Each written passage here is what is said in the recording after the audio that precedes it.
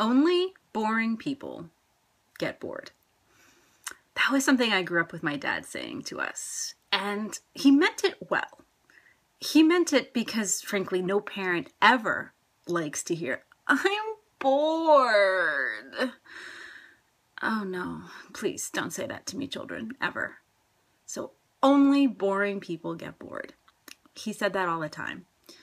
And I'm thinking about that phrase right now because I'm thinking about the concept of being boring in general.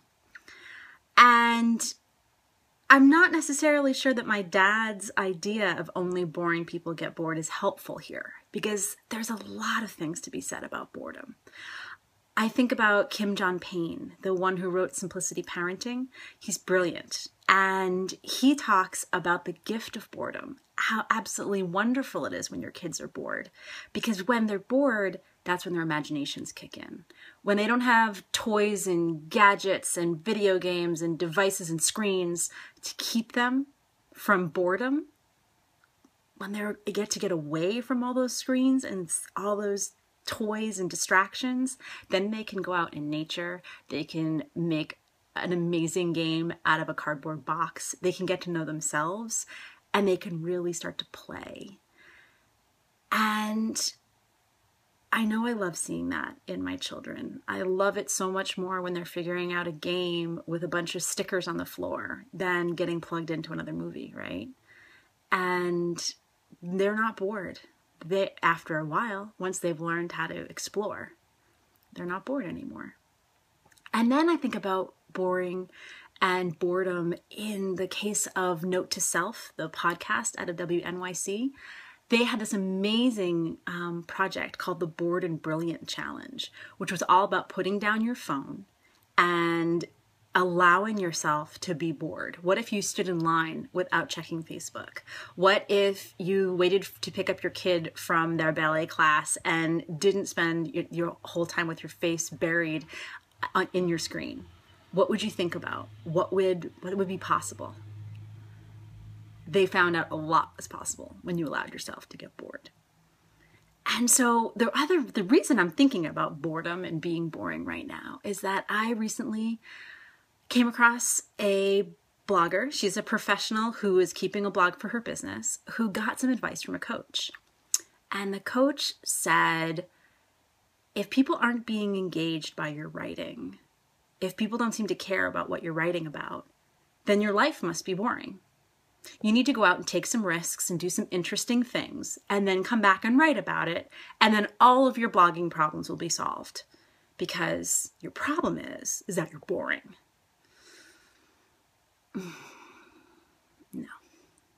No, just no. Okay.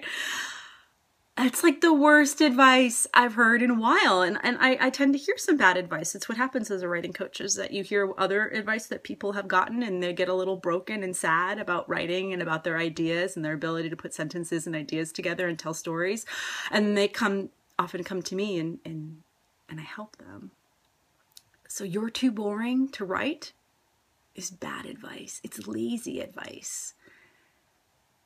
Because here's the thing. If you're in the transformation business, if you're a healer, if you're a therapist, if you're a coach yourself who's somehow helping people make changes in their life, when what people want is not the greatest tales from your adventure. They don't care if you went bungee jumping. They don't care if you went speed dating. They don't care if you were hanging off a cliff this weekend. Don't go on more roller coasters in order to be a better blogger, unless you really, really like roller coasters. No, when people are hurting, when they're looking for the kind of services that you provide, when they are hoping that you will make their lives more beautiful and bearable, they don't care how bold you are. They need to know that you understand them. They want to know about the little moments and how to fix them. They want to know how to deal with their marriage that's lost its spark, and not necessarily by going out and taking tango lessons and figuring out a way to get a babysitter for the kids. No, how can you have a little moment in the kitchen over dinner? Those stories can be the ones that really make a difference. And I'm not saying that adventure is bad. I'm not saying that you should, stay home and just keep blogging and stay on Facebook and keep your life small. I'm all for playing big. And I'm all for having juicy, delicious experiences. But some of those amazing, delicious experiences are back out of the swing set with your kids. And they don't seem like they're going to make for very good stories. But if you look to the heart of what's really going on, if you look for what changes might have happened in order to get your family out there being happy and enjoying a moment together, if that was hard to get to that point, either because if you're a parenting coach, it was hard to fix the nightly routines, there's enough space in your schedule to go out to play, or if you're a relationship therapist who can talk about what it was like for you as a couple right after the baby was born, you didn't think you'd ever reconnect or find time for yourself. The fact that you're out in the swing set could be an amazing story that means a lot to somebody. And it's boring if you look at it without compassion, if you look at it without looking for the heart of why you're telling that story. Dare to be boring in your own life.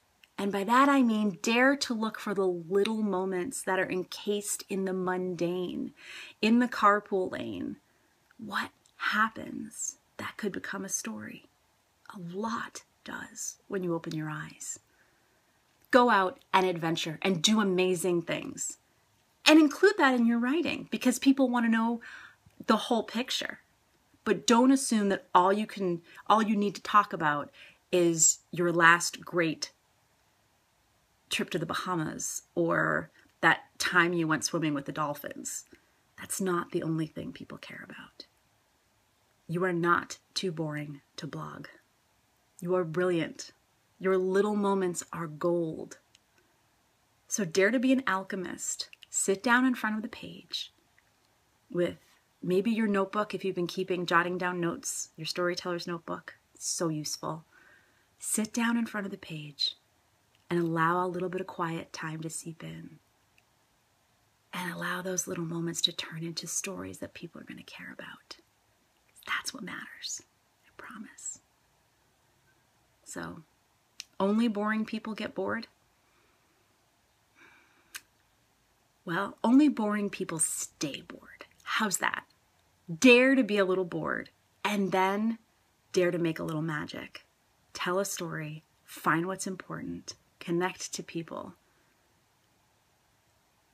and realize you're doing the good work.